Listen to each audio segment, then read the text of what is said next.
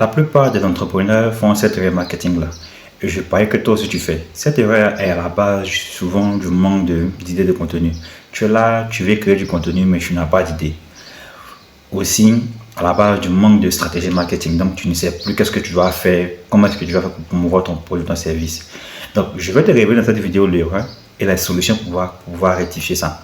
D'abord, quand on a un produit, on sait qu'on doit le communiquer, quand on doit le mettre sur la plateforme publique, on le communique.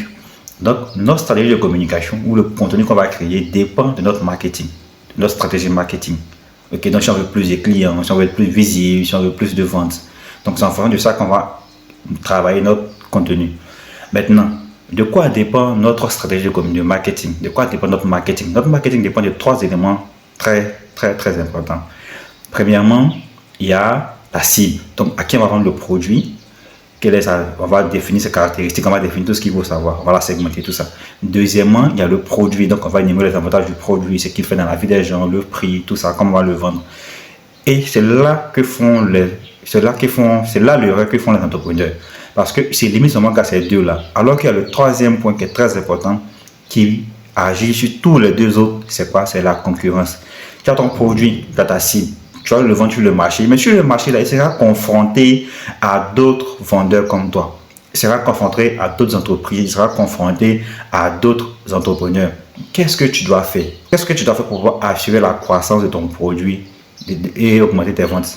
Donc, tu dois te démarquer et tu dois connaître tes concurrents. Tu dois savoir ce qu'ils font, ce qu'ils ne font pas. Tu dois connaître les forces et les faiblesses. Donc, ne te limite pas seulement qu'au provenu, à la cible. Il faut que tu prennes en compte la concurrence. Tu dois les connaître. Tu dois évaluer les forces, tu dois évaluer les faiblesses.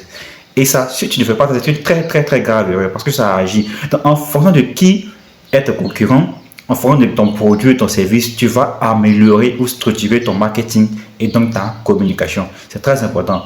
Et par rapport à la concurrence, pour pouvoir améliorer facilement, il faut que tu trouves ton avantage concurrentiel. Ce qui va te permettre de pouvoir te démarquer tes concurrents et prendre de l'avance sur eux. Donc, trouve ce qui te différencie d'eux. Ce qui te distingue d'eux. Est-ce que tu vas communiquer qui va plaire à ta cible et répondre aux attentes de ta cible dans ta communication? C'est très simple.